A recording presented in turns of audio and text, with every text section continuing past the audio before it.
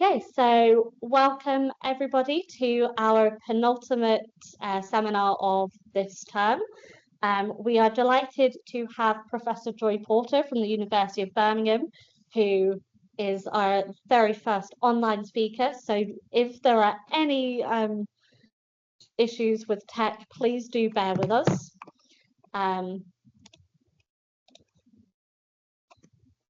Hopefully it will be smooth sailing, but yeah, please bear with us if the tech does play up a little bit. So Joy is the 125th anniversary chair for University of Birmingham and principal investigator of the Treated Spaces Research Group, an interdisciplinary, internationally collaborative research entity dedicated to addressing Indigenous environmental, political, historical, and cultural concerns, and to making them central to debate across disciplines. Her talk today is titled Writing Contested Histories and Heritage Contexts, the Case of Edith, Lady Londonderry of Mount Stewart, Northern Ireland. So without further ado, over to you, Joy. Thank you so much, Naomi. I'm just checking, can you see this title slide here, Writing Contested Histories? Yeah? Is that still on your screen? Yes, fantastic. Right, well, thank you for the lovely introduction. And I'm really delighted to talk to Leicester, especially because there's so many museum studies folk there and people interested in heritage. And I thought you might be interested in this because it's about how you write history in a place with very polarized approaches to heritage and approaches to places. And as you probably know, Northern Ireland is one such place.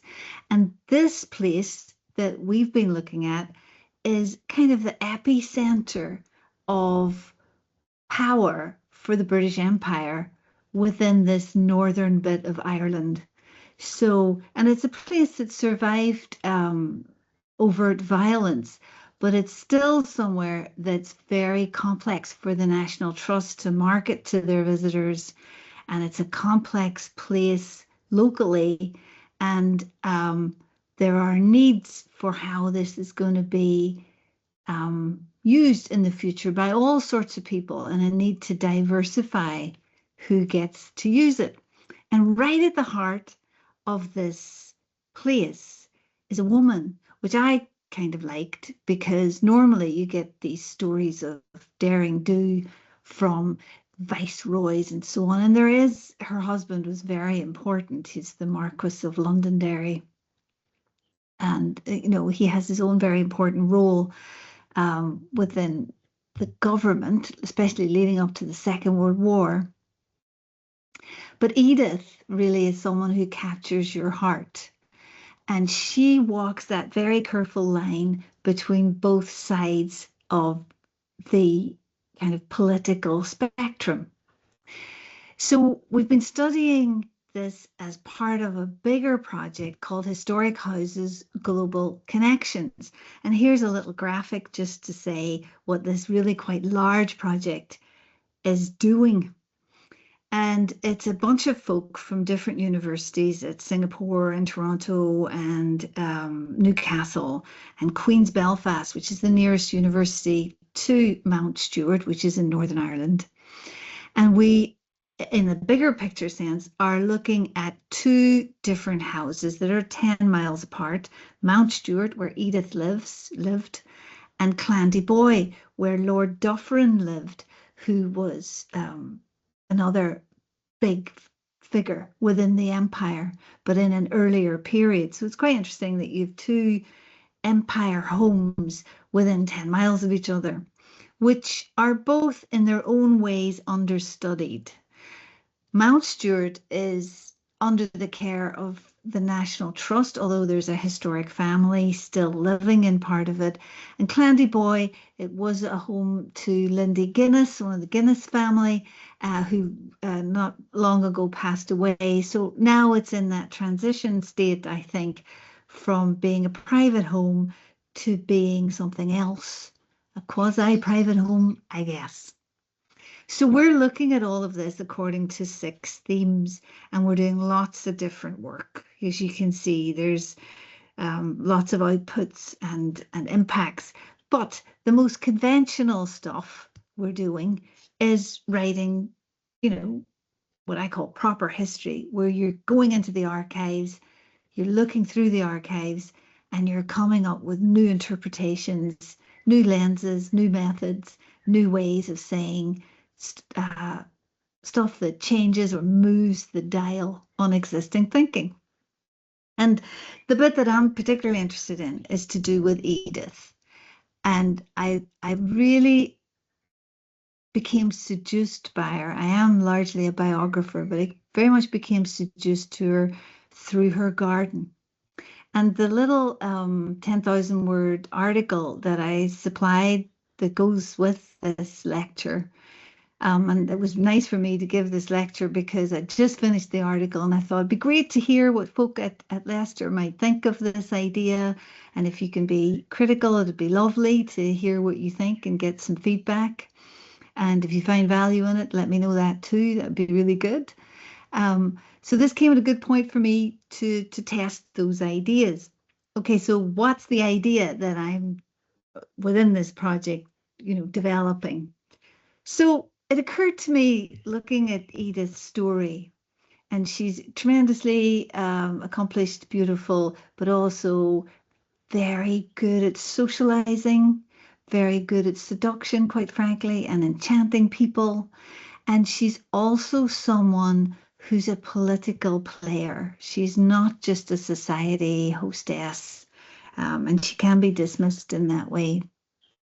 When you go to Mount Stewart, if you do, you'll be surrounded when you go to the house by this enormous, fabulous, beautiful garden, which was her life's work. Now, people writing histories of important people, it's often been the case that the garden has been relegated. It hasn't had the same parity of esteem as the house itself. And as historians, we're used to thinking that the important stuff happens in the monument room or in the library or, in the large drawing room. That's where the stuff that matters happens. But what I am arguing in this little article that I've sent out with this piece of work, maybe we should rethink this when it comes to people so phenomenally rich that they were able to leave us an archive in their garden. And I argue that actually the gardens tell us as much about Lady Edith and her husband and the times they lived in and what they were doing as colonial forces really in Ireland and unionist forces in the north of Ireland. It tells us as much as the archives. And why might I argue that? Well, I think that the archives are in themselves quite mediated through the filter of what the family allows to be put in the public record office.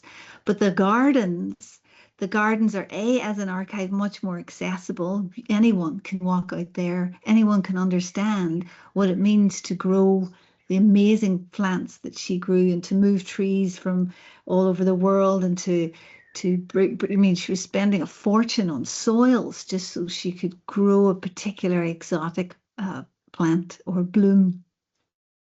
So the normal way we look at archives is this kind of thing. And you've probably, as historians, spent a lot of time.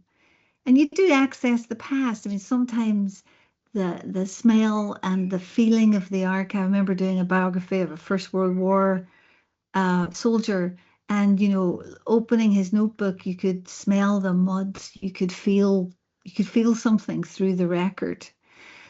But I'm suggesting, and I'd love to know what you think of this idea, that you can actually read the past through gardens and sculpture and the kind of rooms that get created within a garden space. And I think this could be quite useful because if you see the garden as what I call a worlded archive, so it's an archive that brings in all of the world.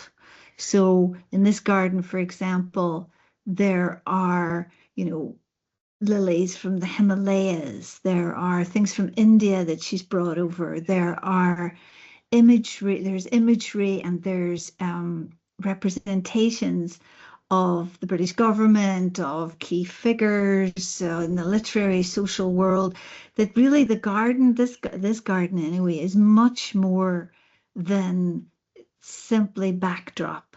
It's part of her self-fashioning, to use Greenblatt's term. It's how she conceptualized herself.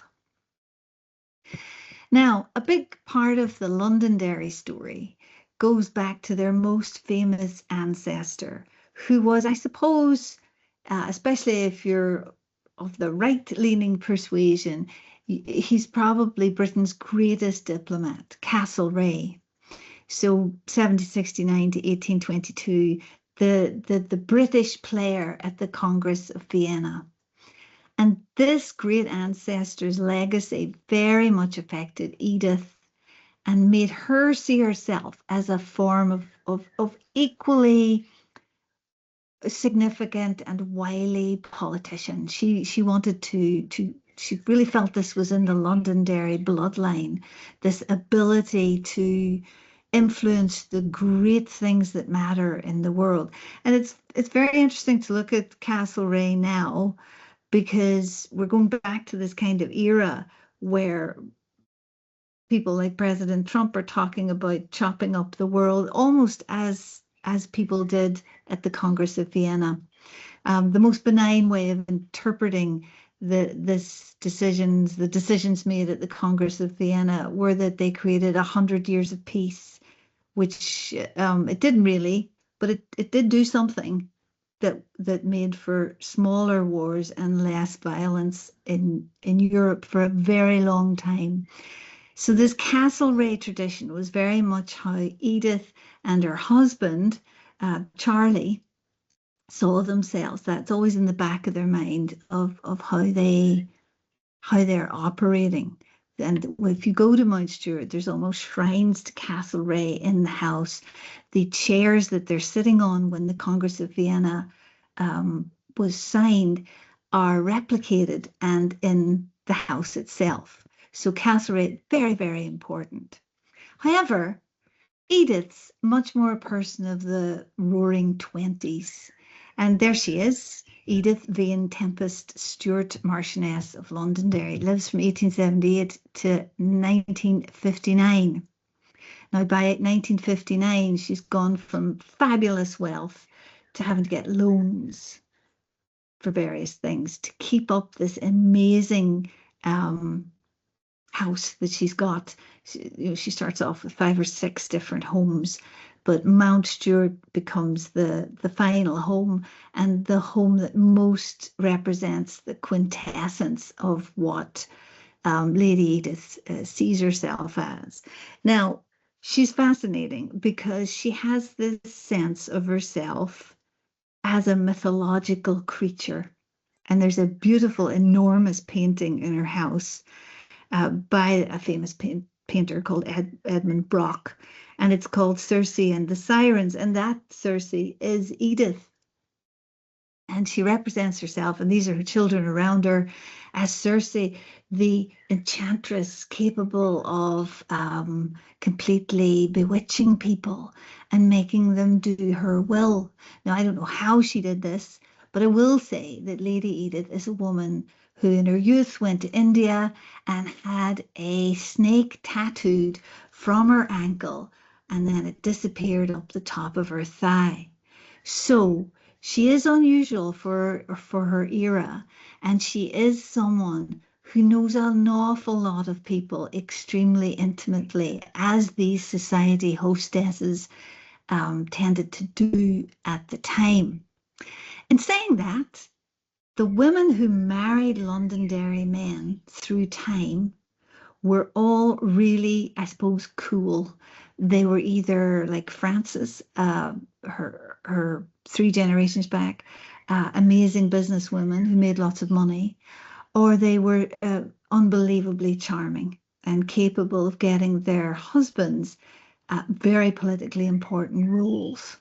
And Edith keeps that tradition going. She sees her garden as a theater whereby she can get things the soft power way through uh, catering, I suppose, through charm, through being enchanting, through making personal connections and befriending people and being a power broker between sometimes completely diverse groups that you wouldn't think that she'd be able to bring together. So let's get back to this garden issue. She makes this amazing garden in Mount Stewart. Where does she get her inspiration? Well, in a way, expressing yourself through gardens was right in her DNA. She, as a young woman, had been taken around all the most beautiful, kind of formal, but also fusion gardens, where you're bringing two cultures together, like the Alhambra in Spain and this Villa Farnese in Italy. And she'd gone there and really absorbed the beauty of it. And you can see that she'd taken leitmotifs from these gardens and then replicated it in what she created at Mount Stewart. And I cannot stress how much money she spent on Mount Stewart. There's probably 8 different big garden rooms, and each one is teeming with the most expensive plants you could get. Thousands of lilies, for example, that are extremely fragrant and would waft into the rooms, plus beautiful sculpture, and an enormous, fabulous lake. In some ways, it's really in her DNA because she grows up here. I don't know if you've ever been to the Highlands, but this is Dunrobin Castle in the Highlands, is where she grows up. And she, like a lot of interesting people, loses a parent really young, when she was just 4. But she grows up in this, I suppose, medieval fantasy of a castle. And the gardens were modeled after the gardens in Versailles. And the family member it belonged to was the richest person in England at the height of empire. So this is kind of, I don't know what the comparison would be today, but really she grew up experiencing and at the heart of kind of Zuckerberg levels of wealth, Elon Musk levels of wealth, where really money doesn't matter half as much as other things. We're talking a phenomenal amount of wealth. And this is the Sutherlands, who are connected, of course, to the Highland clearances and so on. And while Edith's there, I argue anyway, this is where she gets this kind of Celtic, mystic sense of herself, possibly because she was aware that they were very much imposing themselves in the landscape, and maybe she reverted back to this ancient Circe mythical persona because it was easier to cope with than the reality. But this is how she grows up, and you can see elements of Dunrobin also in Mount Stewart. This is interesting in Mount Stewart because this is from the 1900s to say the 30s, this is the Dodo Terrace. She had you can see the dodos here. She had a salon, a club, where very phenomenally rich people would meet, maybe 200 members across its duration. And it was called the Ark. And there's the Ark represented in, it's actually cast concrete, but it's mixed in with stone. And she would, in this terrace, represent the different people that were part of that salon. And we're talking some of the most powerful people in England, including Churchill and Stanley Baldwin, who she was extremely close with in very many ways, and Ramsay MacDonald, the Prime Minister, and so on. So she's making the garden into a kind of language. So when she would bring people here, And let me tell you, she brought everyone here, you know, even senior Nazis, as we get towards the Second World War, are brought into this garden so as they can experience it, Ribbentrop and so on. Here is more of the garden where she's bringing in kind of mythological and fantastical motifs. We had a Chinese community come to Mount Stewart as part of the project, and they talked about this having Chinese significance, which, you know, we weren't aware of. They were helping us interpret what Edith was doing, because obviously she's better traveled than most of us and most of the National Trust who were looking after the place.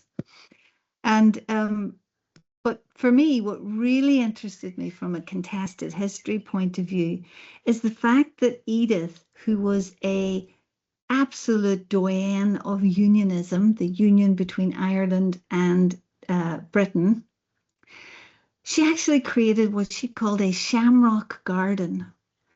And in this shamrock garden, she represented a lot of the classical symbols of Ireland, including the shamrock itself, the Irish harp, and also, importantly, this red hand. It doesn't look much there when Charles and Camilla are there. There they are, hi there.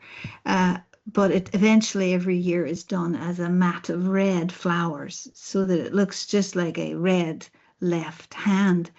And the interesting thing is that the left hand has an enormous significance in Ireland for both sides. It's kind of contested and taken on by both sides. So I'll give you a slide that represents that. This is the red hand of Ulster. I think that's a right hand there. And that's the kind of Protestant representation of the red hand that Edith has also replicated in her garden. But it's also taken on, this is the Republican National Graves Association in Belfast. I think that's a left hand as well. And you can see that that's in Gaelic. So both sides are adopting it. The story that it connects to is a really, I think, what Evelyn Tuck would call a move to innocence story, because the story goes that there was once a time when Ireland was somehow up for grabs, and there was a boat race, and one member of one boat, the winner, was the first to touch landfall, and one member of one boat won by cutting his own hand off and throwing it onto, so wanted to own Ireland, and threw it onto the shore, and therefore owned Ireland, had the right to settle. And I go in the article, I go into some depth over the complexities of this story as you go back on both sides. But really, it's a kind of story of colonialism. It's a mythological story, but it justifies everything that comes since, and you can see therefore why both sides steal the story. Now, what was Edith doing representing this red hand, and what's the person who's now the king and his now queen doing looking at it today? Well, it still has valency as a symbol, and you know, it does have a very significant meaning still today in Ireland. I think it's complex because even the shamrock, for example, has been very much misinterpreted. The shamrock, really, there's a bunch of trefoils that look similar. They're not actually indigenous to Ireland. You can get them all over the place. And really, it's the English who make the shamrock synonymous with Ireland, because there was a time when the Irish were so starved as a result of colonial expansion that they were seen eating the grass and the roots and in particular eating shamrock to survive. And so they were connected with shamrock. So it's so fascinating that symbols that have their roots in colonialism end up being co-opted or identified with kind of the opposite, which is a wider Irish nationalism. And in the same way, this red hand has valencies for both sides. So what was Edith doing? I'm still not entirely sure, because she's representing a left hand on in soil and then plants. She's going to plant this up with plants. And the left hand, the left red hand, when she wrote about it for the National Trust, she connected it to that story and said that her family, her ancient way back family, were the very people who threw the red hand onto Irish soil. But there's another story connected with her family that says really this was just connected to the baronets that owned chunks of Ireland. So I'm not entirely sure what she's doing with this garden space, or whether she's allowing a multiply interpretable symbol to be multiply interpreted, because one thing she was brilliant at was at bringing diametrically opposed people together in garden spaces in order to do various sorts of power broking and diplomacy. So I find that really rather fascinating. I can't really stress enough, and I hope it came across in the article, just how much fantastic amounts of money, particularly from about 1915 through the 20s, that Edith Londonderry spent on this garden. And, you know, by her desk, she has things like this that say, when the world wearies and society ceases to satisfy, there's always the garden, as if the garden is this kind of apolitical space. But actually, it was very emotionally important to her. For example, she represented her husband, who was always a philanderer, I suppose, as Charlie the cheetah. He was physically represented as a cheetah, and she represented everyone she knew. Who was anyone, really? The 200 most important people in England are in some way, I suppose, connected or represented in her garden. So it's much more than just this kind of backdrop to her life. I'm arguing it's a very interesting space where you can find access routes to the past. I also really like looking at gardens because people tend to get less upset about a garden for some reason than they might do about a written record. There's something about a garden, especially in Northern Ireland, where it brings both sides together, and the garden and this growing things is I think has a certain capacity in contested heritage spaces to elude or go round some of the more very, very difficult questions and issues. So what I'm arguing here is that we should start reading gardens as archives, as worlded archives, and that can be very, very rewarding. There's already been interesting work, and there's more to do, I think, about saying how gardens are you know, how plants are brought from all over the world, and what, pondering this question of what really are the rich doing here? Why are they making the colonial space? Why are they making colonized spaces into England and bringing colonies to England at the same time? What is the equivalencies that they're making, that are making sense in their minds, that they're doing through doing this?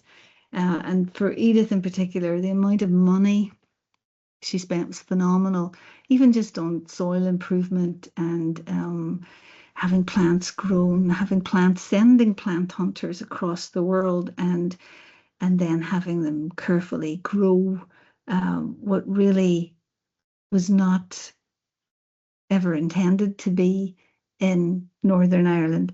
But she was able to do this because Mount Stewart is in a microclimate, a very particular space where it doesn't tend to get horrific frosts. And quite remarkably, she was able to create a kind of subtropical world at Mount Stewart. So I think Stephen Greenblatt's 1980 idea here is very pertinent. He said about self-fashioning, and I'm arguing that Edith was very much self-fashioning through the garden. She's speaking to us through time via her multiple garden rooms about politics, about diplomacy, about what it meant to be a woman. She has another garden about what it means to be a mother. She has a garden about what it means to be in charge of the Women's Legion and set that up and run it. There's a garden piece devoted to that.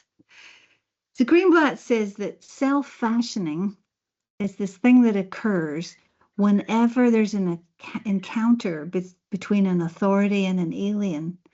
And bear in mind that really Edith is of Scottish Protestant descent, and she's in Ireland, which is a space where, after she dies, the troubles begin. It is contested land in terms of who has authority and what sorts of authority can be exercised there. He says self-fashioning happens when there's an encounter and there's a mixture between the authority and the alien, and any achieved identity that happens contains within itself the seeds of its own subversion or loss. And I think that's true, that there's something about when you're creating a garden, a political garden like this, that's about contestation, that's about, on one hand, saying we mythologically deserve to be here, but that's also, because of the symbols there and because of their contested nature, also containing the seeds that undermine that idea. And similarly, I don't really have time to go into this at great length, but when you look at things like this amazing dodo terrace that she creates, the enormous lake, which I don't really have any pictures of here, you're seeing one thing being said, and then at the same time it's being undermined or placed in tension with another set of ideas. Now, why does any or all of this matter? Well, the reason we did this project, Historic Houses Global Crossroads, is because the heritage industry really needs, I think, new ways of interpreting, in particular, these houses. They disproportionately tend to attract the over 55s. The image of them is you go there and you have your cup of tea and your scone and you're over 55 and you're receiving what's being called authorized heritage discourse. And we're finding whenever we look at the stats that more and more people are more interested actually in the gardens than they are in the house, because after all, the house, you're given one interpretative journey around it usually, and sometimes you can pay less and just experience the garden, but it's ever changing, and it's also something you might have more understanding of because you too grow delphinia or lilies, or you might be fascinated by the fuchsia. She actually propagated her own fuchsia varieties here that are amazing, and there's, I think, a bit of a shift happening where people are more interested in the gardens than the houses. And this, for major heritage entities like the National Trust, has, I think, repercussions and meaning. Within the Historic Houses Global Crossroads project, we tested all of this using choice modeling, which is an econometric mode of inquiry where you do quite large surveys and then you analyze the surveys, apply an algorithm to it, And then you're able to create a model, a tool that will allow you to use the same data to kind of anticipate what would happen if you changed interpretation or you changed programming, or perhaps you shifted your focus from the house to the garden or other such things. And the great thing about choice modeling, it helps you kind of reach the people, the dogs that don't bark, the people who aren't coming, and maybe question them why they're not coming and what it would take to get them to come. So it's the larger project is all about another shift, which is away from seeing houses like these as family homes. And this is a family home. The Londonderry's Lady Rose is still there, and she kindly did a podcast for the project, so on. But arguably, there could be a new way of seeing historic houses, which is as global crossroads. So places where the world is coming and the world is giving parts of itself, and where the world is in dialogue with the place. And not just the house itself is dripping with everything from Persian tapestries to things from all over the world, the Congress of Vienna chairs that I mentioned, and exquisite pieces from all over the world, even gifts of a piece of porcelain given by a Nazi visitor to the Londonderrys. There's everything there. There's across time. But I think the gardens are, if anything, an equally generative and fruitful archive, that if we see them as full of plants that are themselves globally brought to the historic site, and if we see them also, if we see the spaces as exemplifying ideas and influences and ways of being that are global in their thinking. Because one of the things about the aristocracy is they're mobile in ways that most people simply aren't in this period. She's someone who from very young had been all over the world, to Asia and so forth, which is just another world, literally, for most people in this period. Just finally, I wanted to say there is the obvious thing, that this is obscene wealth at a time, as you go into the end of the 20s, of quite profound poverty and disadvantage across Ireland.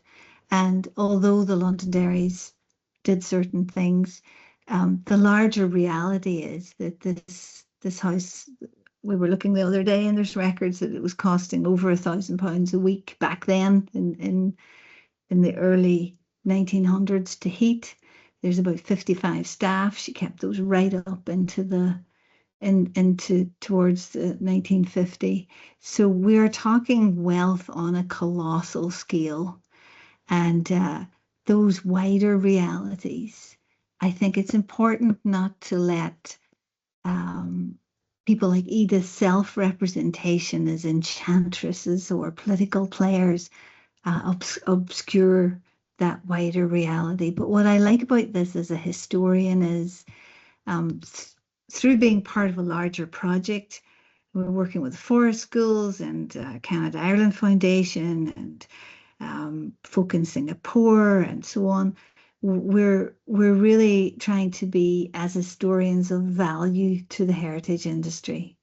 And with that, I'll stop because my clock is telling me to stop. And I'd be delighted to hear any thoughts and ideas that you might have.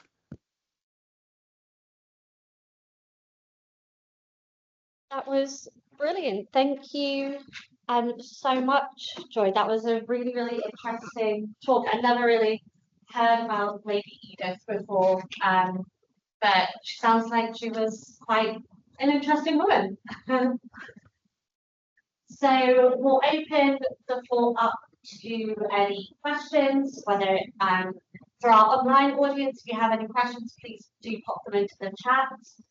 Does anyone in the room have any questions? If not, I can kick us off because I have a couple. Just to take host prerogative, maybe I'll move so you can actually see me. No.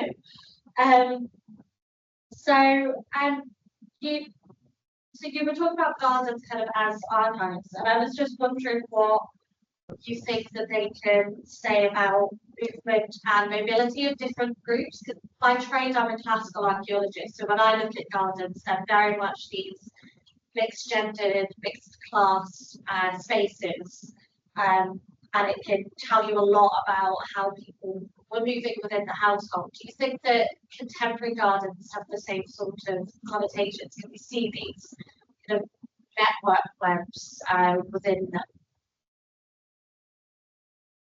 Yeah, I mean, most of us have got flowers from all over the world in our gardens. But I think the thing about special gardens like this one is that she's just so fantastically rich that she's able to express herself on a scale that most of us can only aspire to. You know, she's able to, if she wants to build a giant lake, she can get it done. And after the First World War, they're given, I think it was 25 or 20 demobilized soldiers, and that's where she begins the giant job of removing trees, creating lakes, mapping out the rooms. So I think all our gardens are examples of ourselves. But hers, it's on a scale and in dimensions that are very special. And saying that, we're talking now, and we're using technology that in many ways is global, but it also implicates us in various processes that we might not actually want to be part of. We mightn't like that there's various rare earth metals and critical minerals within the technology we're using that are deeply problematic. And we got to be careful with the past, because arguably Edith didn't think that she was doing any harm by not using indigenous plants and flowers, and by spending phenomenal amounts to bring exotic stuff from colonized countries, particularly from India, to bring them to Mount Stewart. She really probably felt that was just okay and not a political act. Whereas, of course, for us now, it very much can be read that way, and the colonialism happening in the garden is hard to disassociate from the wider processes that the Londonderrys are involved with. Do you see what I mean? I think Hannah has a question as well. Is it on? Yeah.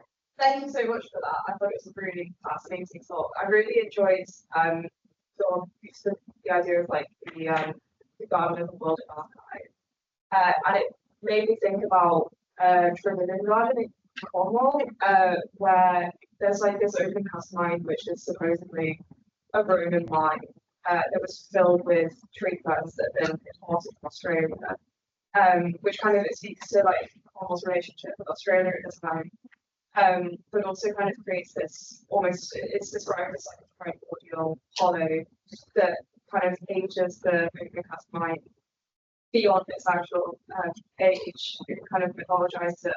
But I was wondering, like, how previous landscape features are engaged with, and perhaps like previous garden features, like the garden's history before it became a garden, or kind of like as it developed as a garden, how that history in that place is like dealt with. Is there any? The oldest thing there is standing stones that they had moved so that they could have land their airplanes, because Londonderry was the Minister for Air in the 30s, and was always very ahead with technology, which is another thing you notice about the aristocracy. They're often technologically in advance. But there's talk now of making these standing stones stand again, which is it's kind of surprising that Edith would have disrespected that really ancient past, because she was all about trying to say that the Londonderrys were connected to the very soil and that they go right back to the earliest records. And one of the things I'll just show you that she put enormous work into. Am I showing you the right thing? Maybe not. What are you seeing right now? Sorry, you're seeing a document. I'm trying to show you that image. She put enormous work into this. If I can show you, hang on, this. Okay, so this is called Tir na nÓg, which in ancient Gaelic mythology means the land of the forever young. And she created it, that's it there, beautifully housed within this idyllic set of trees. And it's basically a large plot of mausoleum where she's buried and anyone who's anybody in the family is buried. And it's extremely beautiful. But it's fascinating that she chose to create a mythical Irish space as her final resting place. Now, whether she was just using Irish traditions as a motif, or whether she was actually trying to say, we're embedded in the land, we go back to the very earliest records, it's probably the latter, because Tir na nÓg's probably the most special place there.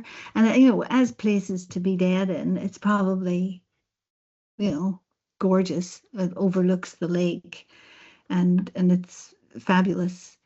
But it's this urge that I find so fascinating to constantly create mythologized selves, a kind of dis-ease and a need to not be what she was, but to instead be this mythical creature, this Celtic romantic revival kind of amalgam of Gaelic Highland Scotland and Gaelic Ireland.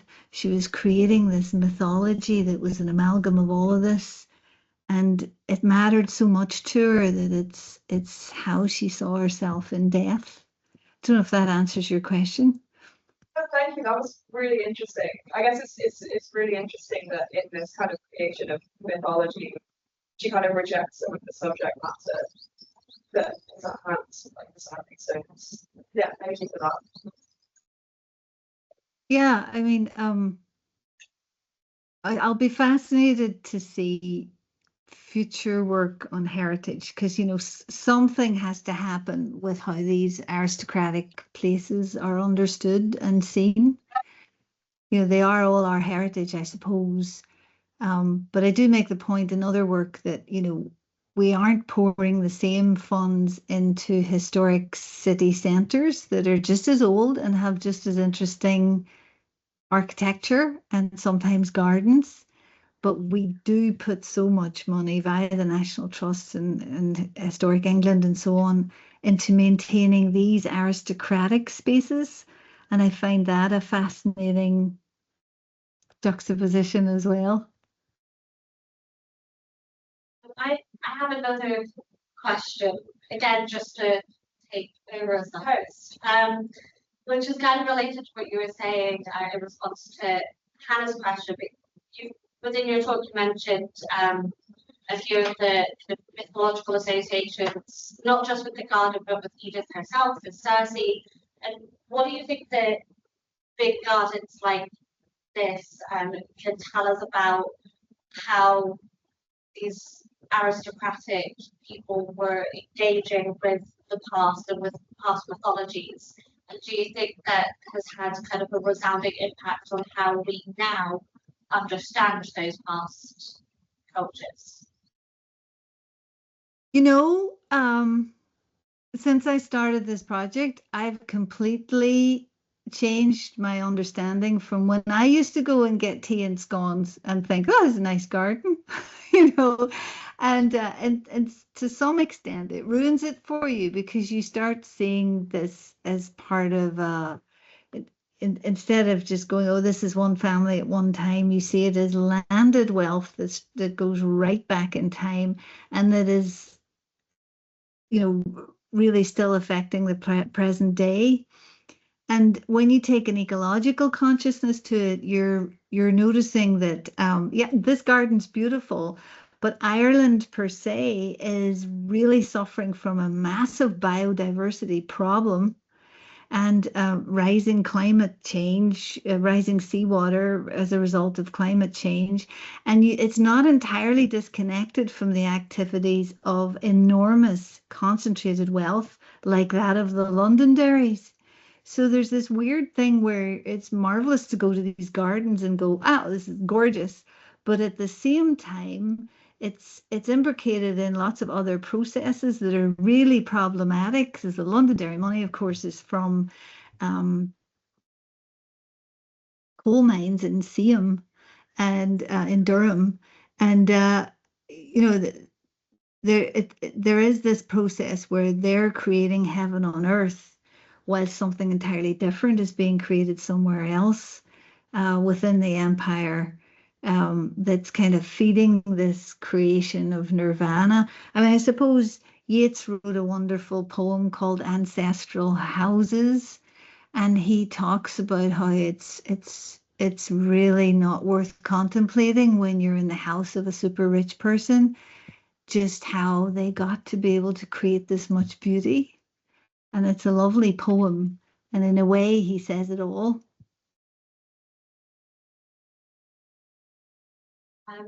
Anyone? Oh, yeah.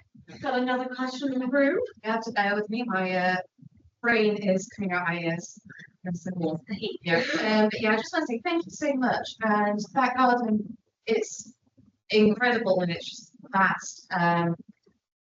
It really gives me the sort of excitement over psychoanalysis and like Freud and T.S. Eliot, just that layering of all these different symbols. It takes me back to my A-levels, this is the whole thing. But what makes me curious is, like, going back to what you said, like the language of the garden. We have instilled in us a very clear language of the historic houses. Like, we know as we're moving through, we have a gist of what's going on.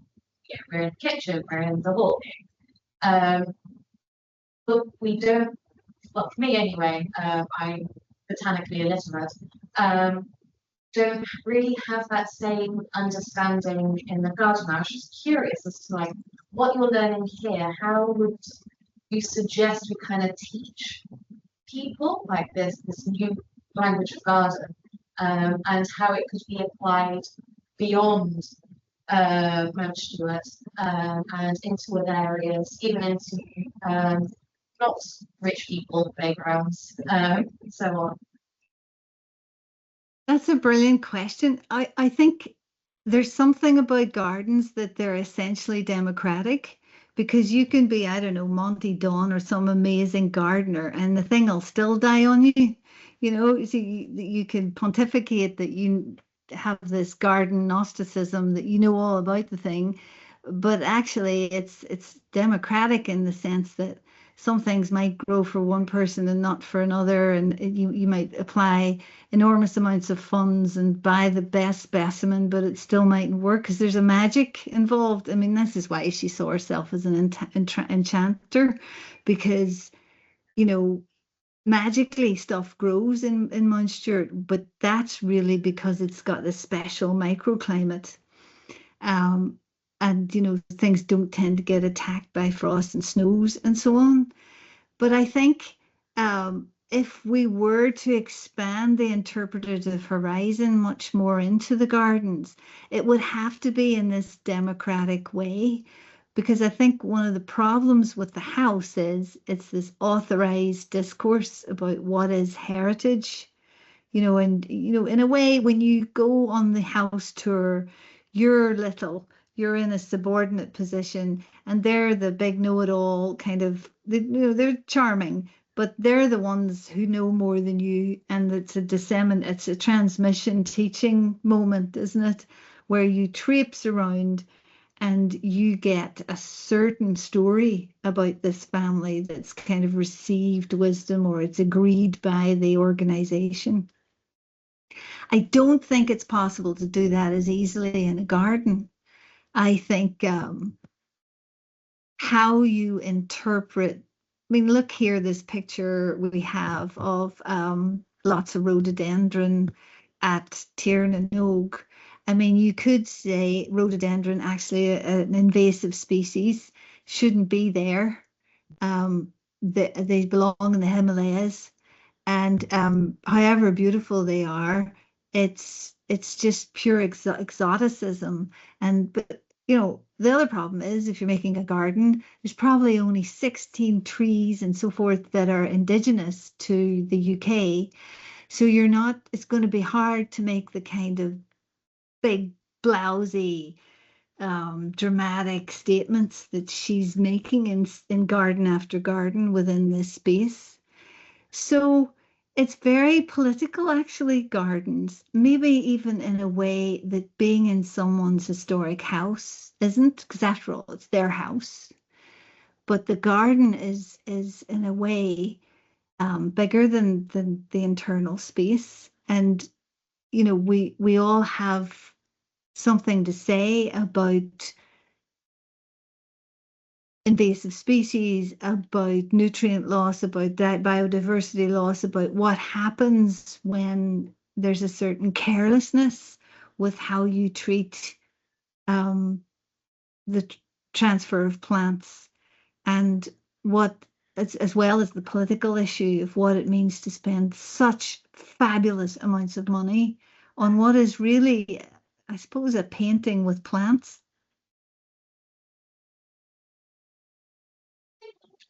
Okay. I think that we're almost at the end of the time, so I think that's a really great place to end it.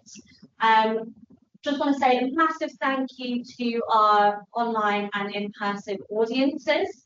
Do join tomorrow for the final Museum Studies lunchtime seminar, which is from 12 to 1, both online or in Kathleen Kenyon room 0.02.